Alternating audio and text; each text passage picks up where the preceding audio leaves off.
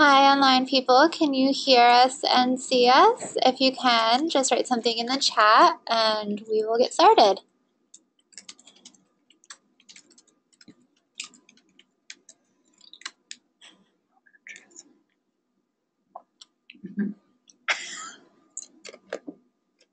Yeah, no? Does it work? Well, I see your comments, but I don't see anyone else's comments, so. All right. I guess we will get started anyway. We are pleased to have Adriana Cuervo with us from the Institute of Jazz Studies at Rutgers Newark, right? She will be talking tonight about becoming a certified archivist, and we have confirmation from Melissa that we can hear. And can you see us?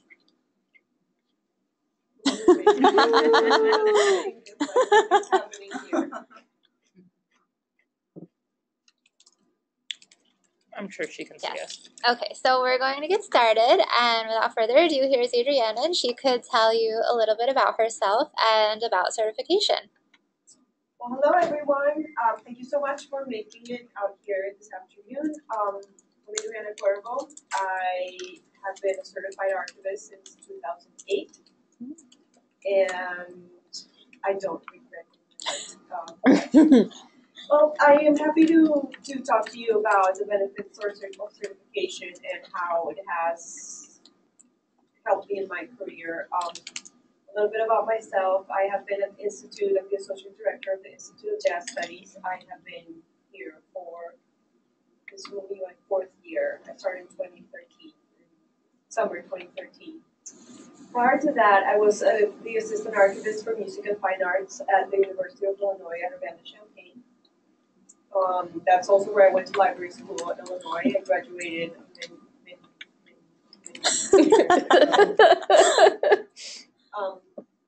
like when I was in library school,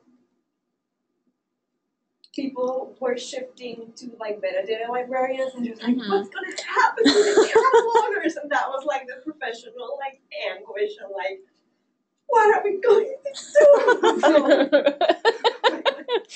So it's been a while to sum things up. However, being a certified archivist has helped me keep up with the profession and kind of brush up on skills and knowledge and information that, as you know, comes up.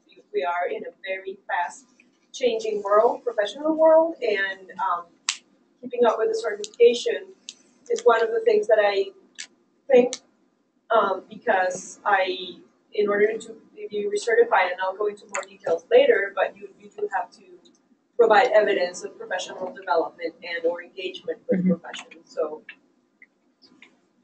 So the Academy of Certified Archivists promotes the highest level of professional archival practice, takes a leadership role by defining the knowledge and abilities necessary to be an archivist, and achieves this mission by certifying archivists and ensuring professional archival standards and promoting the employment of certified archivists.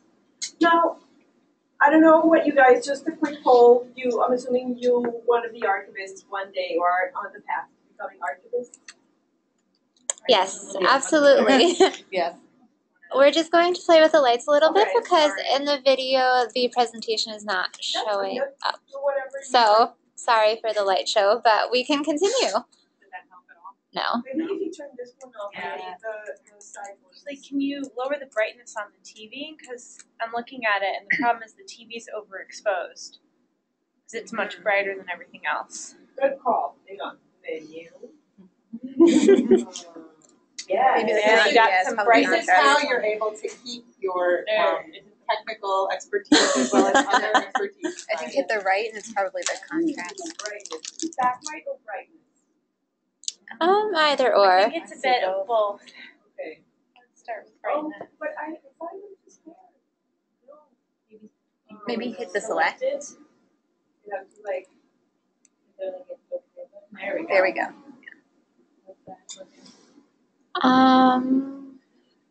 It's getting slightly better. Zero now. Oh, maybe it's from the computer, not the TV. Oh. Yeah. Okay. That help? No. Sorry for our technical difficulties, everyone online. Would we be able to get a copy of your presentation? Okay, so we will get a copy of the presentation to include on our website as a download. So have no fear. Ooh, that's getting better. Right? It's just we're not very close to it. Yeah, that's a little better. Should we maybe move one of the tables up? Try to get the camera closer? I don't know. We could clip it to I a think now chair it's- back. I think now it's a distance Yeah, I guess we thing. could always try clipping it to this. Yes. But you can't put, it's not, it This can't is get an too far from the exercise in computer though. digital library Well, technology This services. flexibility is important. Being willing to. Okay. Roll with So- the punches. Okay, I'll leave this to you. How's that? Can you like flip it up a little bit more? That would be better. I think that's That's okay. probably Could you move the chair over like a little bit? To the left. to the left, to the left. A little more, just so we can see Adriana. Like, like that. There you go. Perfect. That's fine. The screen be seen okay? Yeah, it's okay. It's It's- rough, but We'll have a copy of the PowerPoint though for users afterwards. But, it's a okay. lot better. Yes, it is significantly better. Thanks, everyone. Okay, but back to your question. Yes, most of us, I know, are interested in archiving as a profession, and we had spoken with Michelle Gans from SAA, and she had briefly touched on archival certification, and a lot of students were surprised to hear that, like, archiving had a certification, whereas we kind of know that records management does, and, like, ethical standards, but a lot of students hadn't really thought about that in terms of archival professions, so that's why we're excited to have you. Well, thank you very much. So I'll keep going and then I'll insert some talks. And so the ACA has been around since the late 80s, as you can see, and 89 to be precise, and it's still growing every year. They hold an exam. You can certify by taking an exam. It used to be a petition, but now it's an exam, and then every 5 years you recertify. You can either take the exam again or recertify by petition, and we'll get into that a little bit later on. So the Academy has the same governance structure as your usual professional organization, president, vice president, et cetera. And all these regions, I think you talked with the region for outreach, with the person who would set these talks up and kind of be. Also, for example, if you're all going to Merrick, right, in Newark, yes? Okay, good. In conferences, you'll see the Academy in the vendors area, and people talking about archival certification, so that's the job. There's another great avenue for professional involvement and there's always work to be done, and they always want, especially since they review the exam every year. I mean, it's a constant. That's like the nice thing. It's not like some exam that someone wrote in 1992. I mean, we're answering the same questions every year based on how the exam results come back in. They have, I forget the name, but they have a professional exam writer Wow. review the questions based on how many rights or wrongs were answers were given. And then they have recruit volunteers to like help write new questions or help fine tune the questions that are problematic, or also help suggest new questions. You know, as I mentioned before, things change, things keep, the archival landscape is never static, so the exam usually reflects current archival practice. We were just talking about the psychometrician. That is the professional exam question writer that they want to make sure that it's a fair assessment of the archival skill set. So benefits of certification. Competitive advantage, I think mostly in academia, people tend to know a little bit more what archivists do and what their role is within the great higher education enterprise. However, in the private sector or in Wall Street, you are being hired, or the people doing the hiring are the human resources department, so for staff members who have to hire an archivist, but they also have to hire a programmer, they also have to hire a janitor and the CEO. So it's a way to provide some sort of standard background as to how you prepare to be an archivist, and like a kind of base minimum areas of knowledge that you should be proficient in order to do quality archival work. Now this goes back to how archives became a profession back in the early 20th century. As you know, archivists, still today, you can be an archivist and you can have never set foot in a library school. Mm-hmm. You can be an archivist, and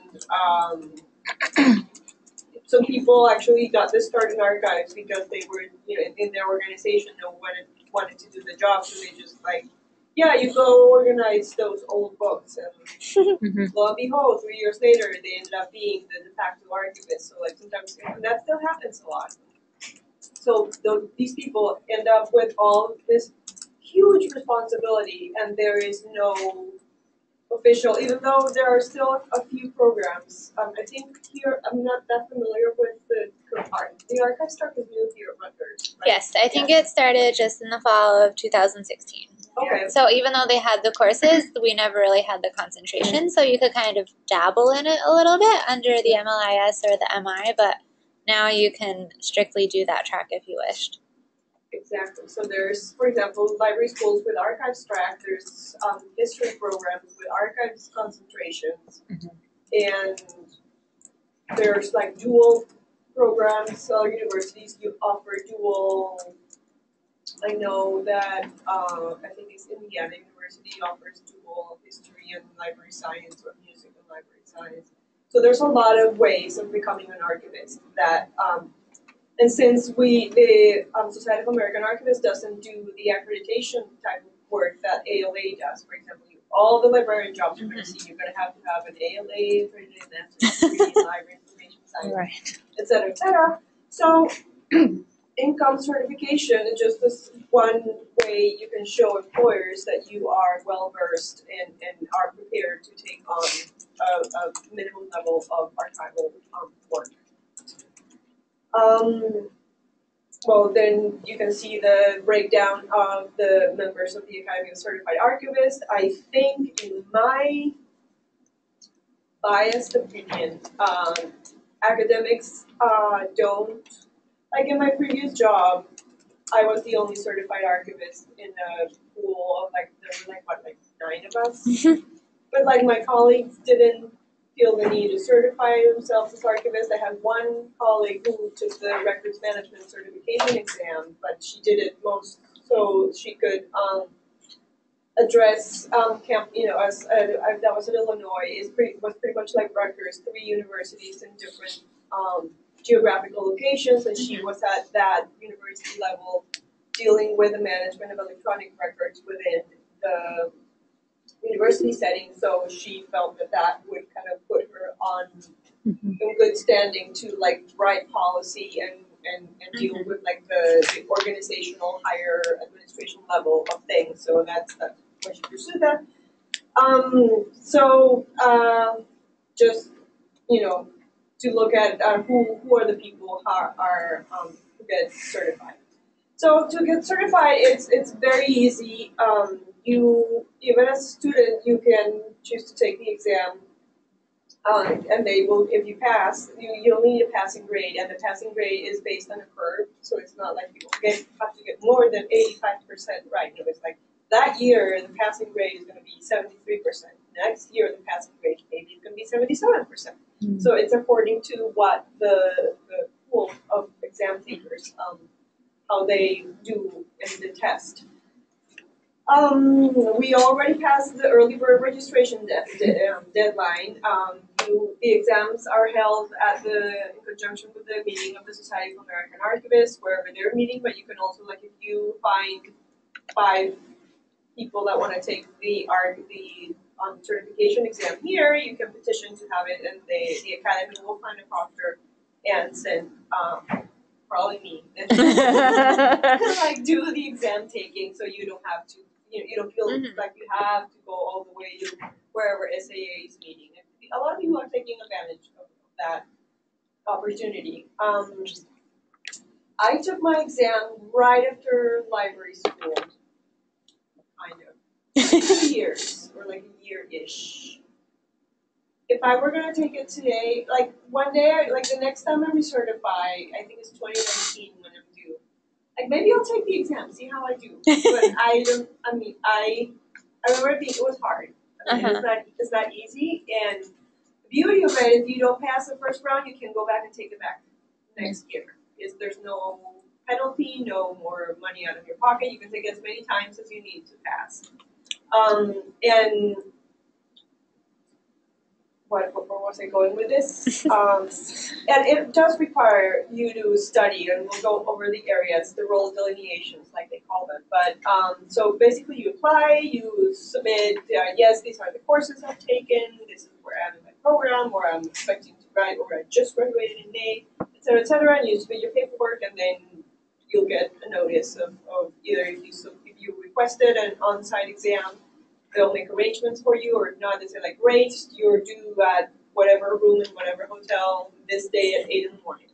So, and the academy does take into account the different paths that people take to become an archivist. They either a library degree, master's degree, or you have been working in an archival capacity for X number of years, then you're allowed to take the exam. So it's just, and I mean, it's not like they're gonna come in and like, send the ACA SWAT team to like make sure that you're telling the truth. I mean, you assume that everyone tells the truth, but for example, and this happens a lot, for example, in religious organizations, there's always a nun that ends up in charge of their order's archives, and she will start, and she will be doing this. I've been 12 years the archivist, and she would not necessarily go and get a library degree, but she would take workshops here and there, attend the Archival Association meetings, kind of like keep up with what's going on professionally speaking, and like acquire the skills that she would need to take care of the order's records. And then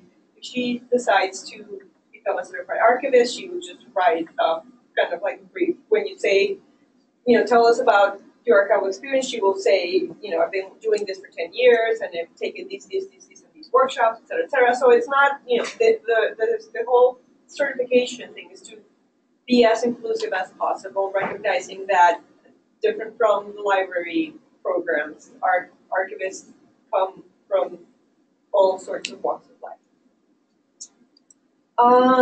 Yes, you don't have to have work experience if you are coming from a library program, at which point you will get certified, provisionally certified, and then like once you bank enough work experience, you will be given full-blown certification.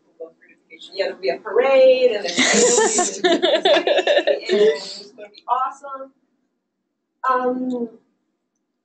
So they require, okay, there you go. When I was talking about the provisional certification, 3 years to earn 1 year of professional experience. So, people sometimes start with part-time jobs or with grant-funded positions are not going to be like the full-time equivalent of working archivally speaking for an entire year. So there's flexibility in that sense, and you don't have to pay until you are fully certified. So there's also a break there. They do require that you work with archives in some sort of way, are in charge of making archival decisions in terms of acquisitions, description, reference, preservation, and management of the archive. So that's kind of where if you fill out the application, it's a very long form, but it allows you to say, well, I have been volunteer archivist at the New Brunswick Historical Society for 3 years. I do 10 hours of work a week. So like that, they kind of figure out banking that work, how much would it equate to in a year's sort of full-time employment. So that's the kind of thing you need to put forth when you apply to certify. So, the domains. And this is the part that I really like because it really breaks down what archivists do or things we should know as archivists, as professional archivists. So you have basically the life cycle of the materials that you care for.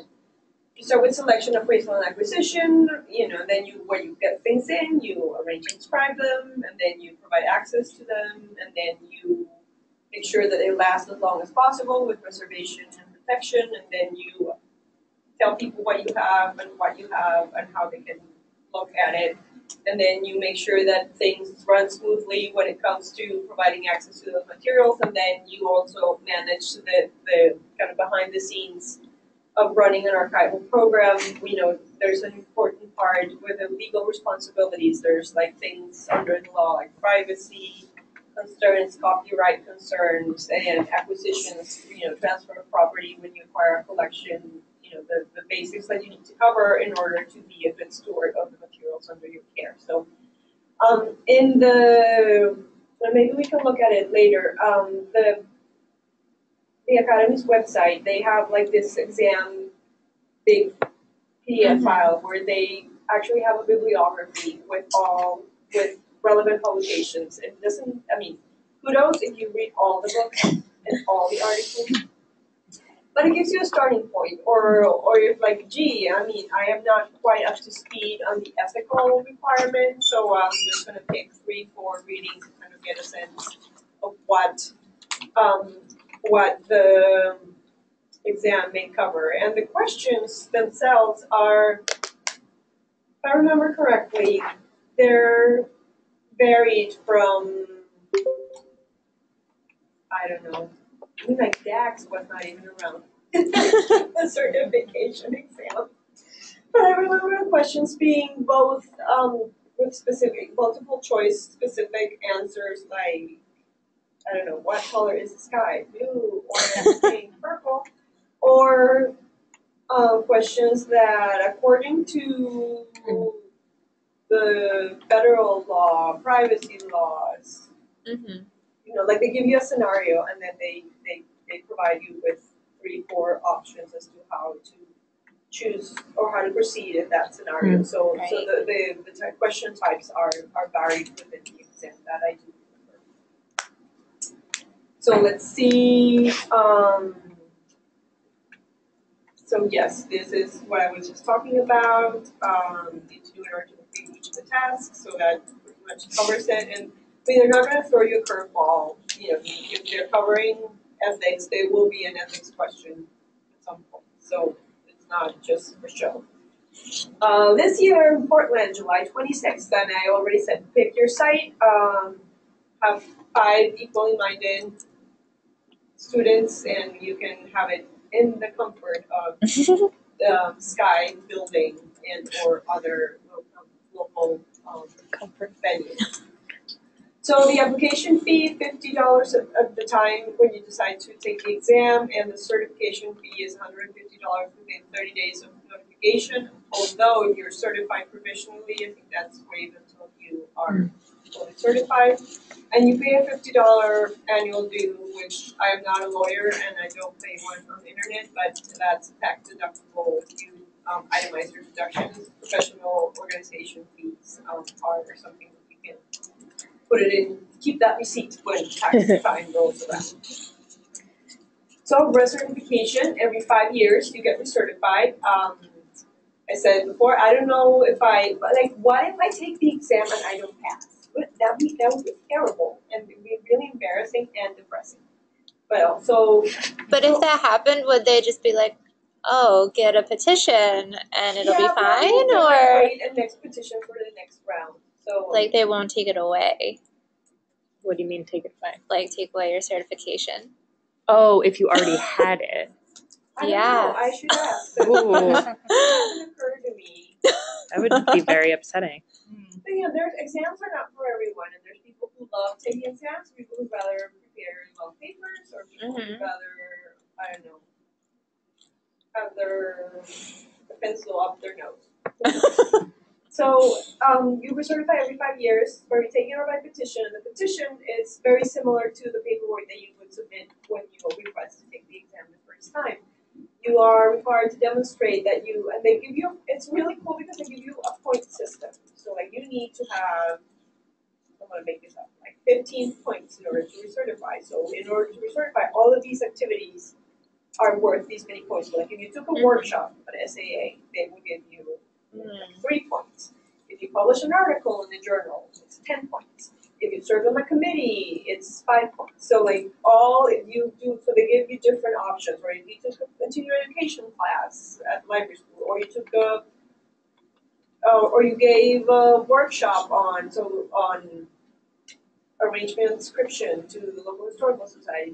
So there's different ways of weighing the work that you do in terms of keeping abreast of professional development.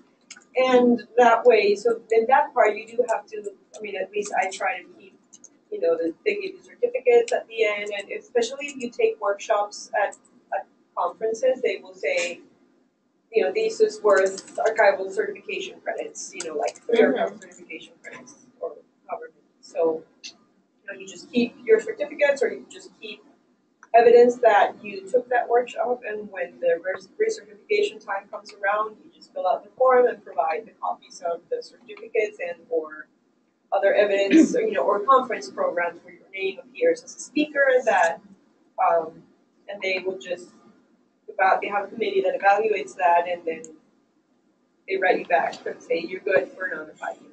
So that's the way I did it the last time. And I think I'm going to do it again. I know, it's scary. The exam is hard. I mean, don't take it lightly. One thing I do want you to take away is that, yes, you can take the exam, but it's a hard exam. And take it seriously, but they give you all the tools for you to be able to pass the exam. So it's just up to you to put the work in. Yes. Are all those tools on the Academy website, or are yes, there other? I don't know if they gave me this. I mean, I was given very specific instructions, and I was like, you're not showing me what people do, but we can take a peek in a little bit. Are there any practice tests that you can take if you decide to go the test route? So they give you samples and practice questions. And there's a lot of, back when I took it, I don't know how people connected across the country, but there was you can form study groups and, with all these online tools. Back in the day when I took my exam, I remember there were wikis. Remember when wikis were the thing, and there was wiki for everything, and that's like the solution for all our information needs. Wiki. So there were study wikis for that year's exam, which I didn't participate in. I don't know, the interface was clunky, and you had to the coding from Wiki is it was even more work to learn to code for the Wiki to be able to share, participate, and exchange things in a Wiki format. So that's why I said I'm better off my own. So yes. The first time that you get certified, do you have to take that test, or can you do it by petition the first time around? Okay. At least once. We went through the petition, and online the Academy of Certified Archivists. You can see, and let's go and look at it for funsies. So I can show you. This is where we go. Okay. Is it showing? Is it showing? It's not showing up. It's showing here. Is it because you're in presentation mode Oh, on here, maybe? Yeah. Makes it show with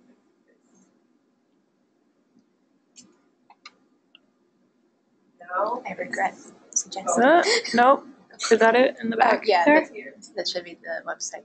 Maybe. Yeah. The website. So the Academy of Certified Archivists, becoming a certified archivist. What I want to look at is the application exam handbook. This is what's going to tell you everything you need to know. The handbook you download, free download. Okay, here it is. You go every year. They revise it and update it. So again, it kind of tells you the same things I've been talking about the academy, the importance, the role that they do, X, Y, and Z. And then they go into details about, let me just scroll past, membership, questions, but what I want to show you is a couple of things. Fees, rules, business, special accommodations, test results. I want to get to the delineation statement, the roles. Okay, so it tells the story of how they came up with them and why it's important. So like they basically break down what archivists do into its, there's another term for this type of breakdown of skill sets that you must have. Yes. Let's see. I believe January. Competencies, that's the word. On January 10th, 2017, Michael Barrera posted on the SAA Snap Roundtable, which is the student roundtable of SAA, how he conquered the Certified Archivist exam. I shared a link in the chat box. He includes his notes from taking the exam and his experience in relation to his other colleagues of a new job that he just took. So if students are interested, you can also check that out. Sorry to interrupt, but just from a student perspective. No, that's fine. So it breaks down, for example, the development of archival institutions and programs in society. Like this very high level, mission-y type of what archivists do, and then they really break it down. Let me fast forward to specifics. Like, archivists should know the evidential information, administrative, legal, fiscal, and intrinsic value for archival materials. What do those terms mean? How do you apply those criteria when you are making an appraisal decision?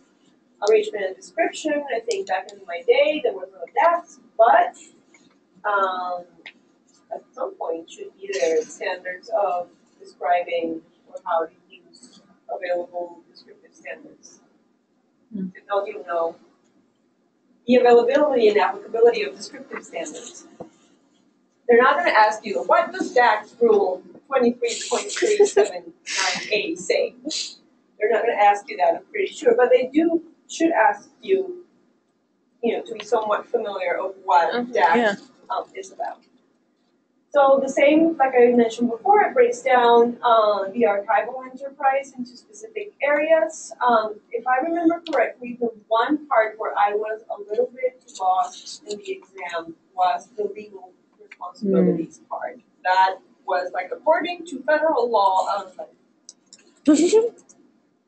but so that was, for example, for me, that was something that after I took the exam, I kind of felt I need to make sure this information, that whole gets covered, because at the end of the day, you are going to be making decisions that have legal implications in terms of access and delivery of information.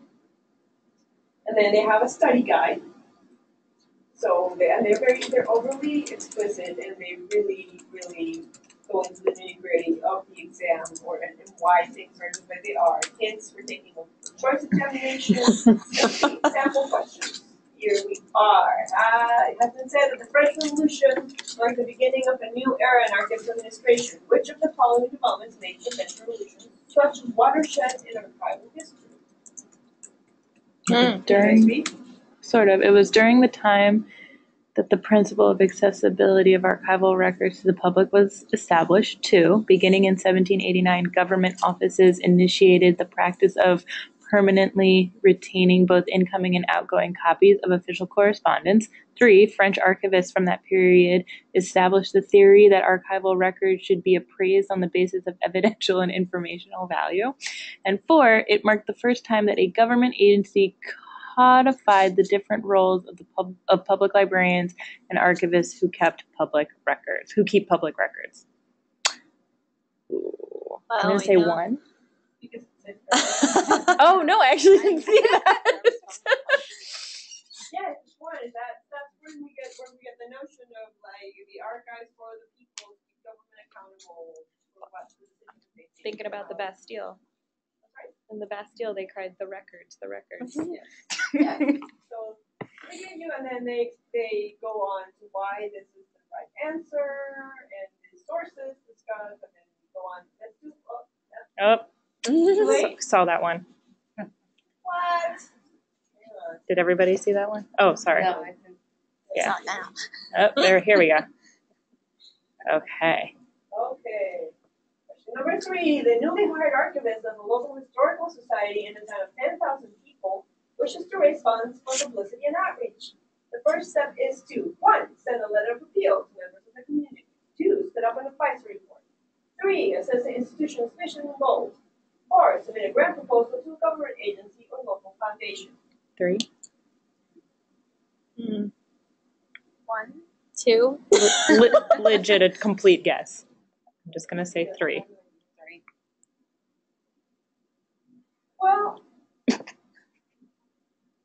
Uh-oh. this is one thing, like, don't tell the academy I said this. But it's like all of these are reasonable. Good, things. yeah. There's not like go out and buy yourself a bottle of scotch. Like all things are. I think I would not start with the grant, but like the first 3. Mm-hmm. And if you start by like setting up an advisory board and then you start assessing the institutions as the other thing is going wrong, there's no one's gonna come and yell at you. So that's the one part where it's okay if you do one thing first and the other, but they prefer that you assess number 3. You're on your way to archival certification, Alex. Dun, dun, dun. So this is why 100% choice board. Okay, there's another question. Ooh. Okay. Which of the following information files maintained by an archive should not be made available to the public unless required by law? User statistics, acquisition slips, user call slips, or shelf lists? User call slips. Are we sure? I think so. What about the online people? Are they participating in our thing? No, there are only 2 people. Okay, the answer is 3. So you cannot provide patron information. So like this, for example, like this is more, I mean, like some are clearly wrong. But like the other, so like Yeah. give or take, but that's the way it is, unfortunately. So let's see what else we have. More questions, but what I wanted to get to was the bibliography,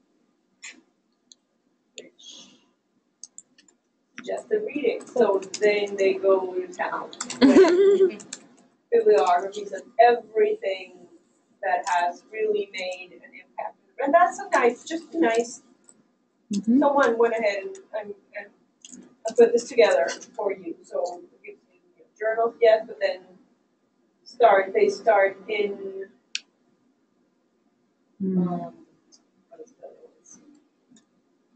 In specific domains. So like they give you readings in each of the 7 domains, so you can, as I said before, if you read everything, more power to you. But like select a few. I know, right? Arrange They're doing it right. description. But this way, like if you know you're not really good on the ethical and legal questions, you can start there. Start there, exactly. Or read more there. Or read and more then of that, read yeah. 1 year or something. Hey, we read that Mary Exactly. Jo Or if you just took a thing. That's what I was description class and like you can skip your reading description part and go focus on where you're outreach. See, like the thing with outreach, advocacy, and promotion, like I feel like there's all these strategies that are that are valid. There's no right or wrong, and some things work for some people, some things work for others. So that's at the end of the day. But let's say, so there's 7 domains. Yes, 7 domains. So let's say, in a situation like that where sometimes you get those questions where like 2 or 3 really could happen at the same time. Who knows how you would actually want to start something. If you do very poorly in one domain, it's like, are you pretty much guaranteed to not succeed, or I don't know the answer to that question. Or is it because it's graded on that curve? I think, well, it is. I mean, at the end, your final score is what matters. is what matters. So and if then you will get the results for each domain. So that can also give you an assessment of like where you need to do some work. Yep. Or in that original description. How many times per year are you allowed to take this test? As many times In, as you need. in a year? Is that what you asked?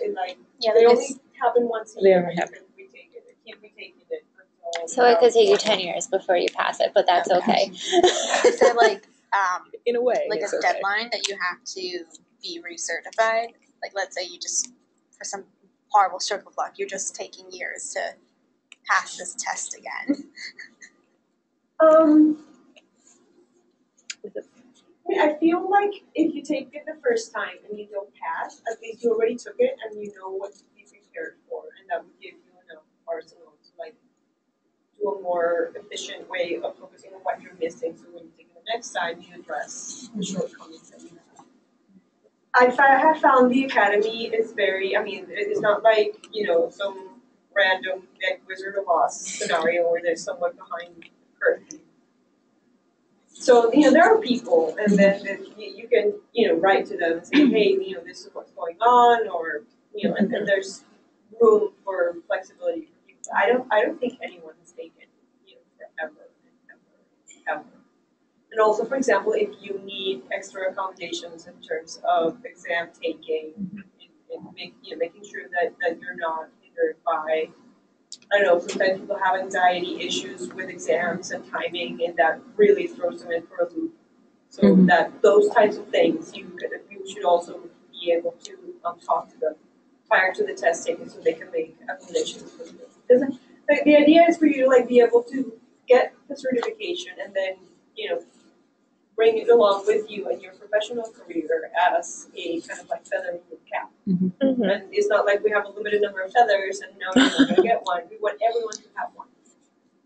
Yes. Another question, because I think when we spoke with Michelle about the Certified Archivist track, we had asked, when in your career should you think about taking it for the first time?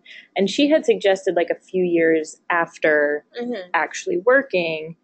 And so my question was, because you went about it a slightly different way, I'm a little bit closer to school, and I'm looking at just this book list right here, and we all were just like, oh my gosh, we just read this, we just read this. And so, and so my question was, is there a benefit, do you see, from taking it somewhat closer to having just been that close to the material versus, say, going out into the world, having a few years of experience where maybe the theory, you lose some of the theory. As when things are fresh. Because, life changes, and you're a student now, you're in that mode of absorbing. But then you start a job, and life gets in the way, and then you start taking rock climbing in the evening. There's no time to read. Yeah, and there's no time to read. And then exactly that mindset, are you going to go back and read all of the ethics titles? Some people do, and it works great for them. It's fine. But then some people are geez. But then rock climbing classes on Wednesday, and then they have band practice on Thursday, and a gig on Saturday. And how do you fit that into life? Or you have children. Yeah. Or you would decide to start a rescue organization for wildlife and work after. All these things matter. And so my advice would be to take it as soon as you feel like you can be prepared. Just get it out of the way. It's nice to actually see this because I think, again, when I walked away from that first conversation, my thought was that it would be very, a lot of the questions would be very, day-to-day activity oriented. But from this couple of samples, yes, there's questions about, hey, you're in an archive, this happened. But it does seem like a lot of it is very much taken from our readings that we would have done. Exactly, the literature. Yeah, so that's nice to see. That's it. So let's see. Let's go back to the PowerPoint.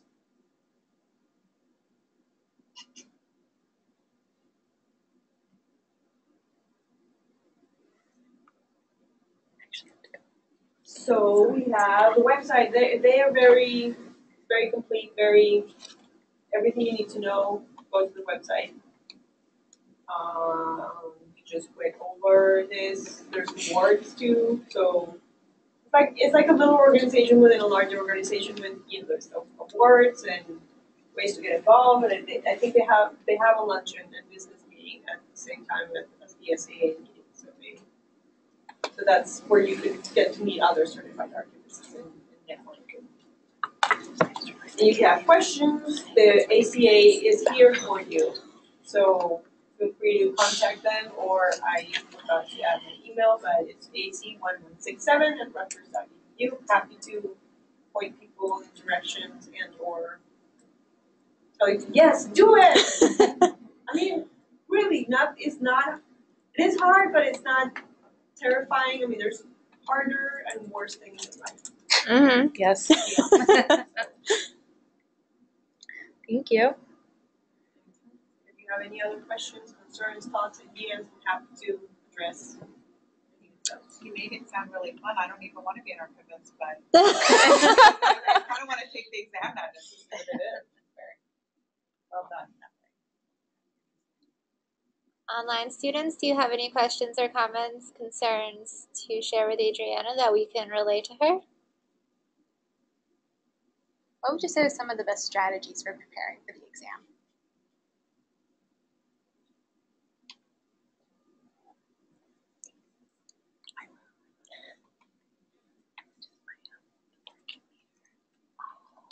Definitely know where your shortcomings are and don't try to just fake it. You know, like sometimes in school, I'm going to school right now.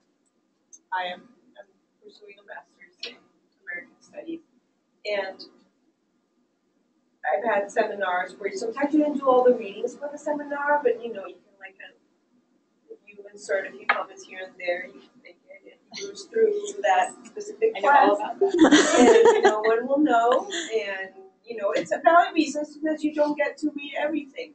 But this semester on the seminar, there's 3 of us. Wow. So I know.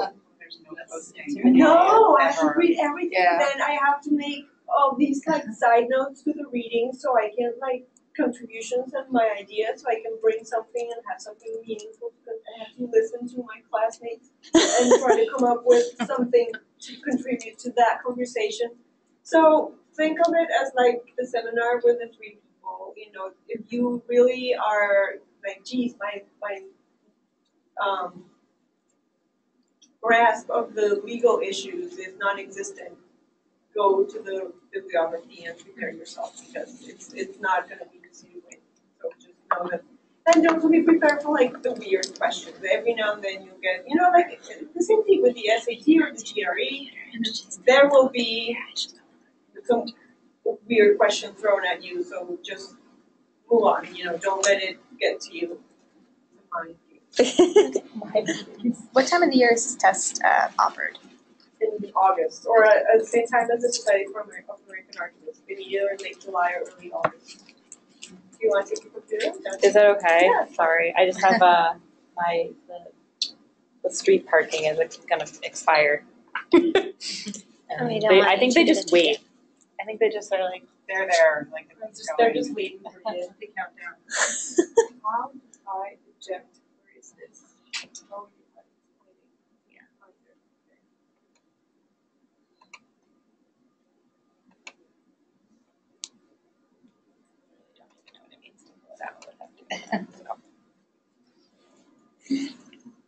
It? Yes, that's it. Okay. I just returned the ethical archivist. Oh, yeah? What's the Use that one with my term paper. It's a seminar. It's here in New Brunswick, actually. It's a seminar in post 1945 American history. Who's the instructor? David Greenberg. I don't know. He's a communication. Yeah, here, yes. I mean, he's written many books about. I've seen the name. I mean, he's on the radio. I've heard him on the radio a couple of times this semester. And so, like, that's too, like, he's, like, super famous, and, like, he goes on NPR as, like, the expert sometimes. And then I have to go and contribute, you know, meaningful discussions about communism in the United States and historiography of communism in the United States. But this is not hard. So I'm just going to stop recording now. Thank you, online students, for attending. We will have everything posted shortly. If you have any questions, feel free to reach out to any of us. We will make sure to advertise when everything is available online. So thanks for tuning in tonight, and we hope to see you soon.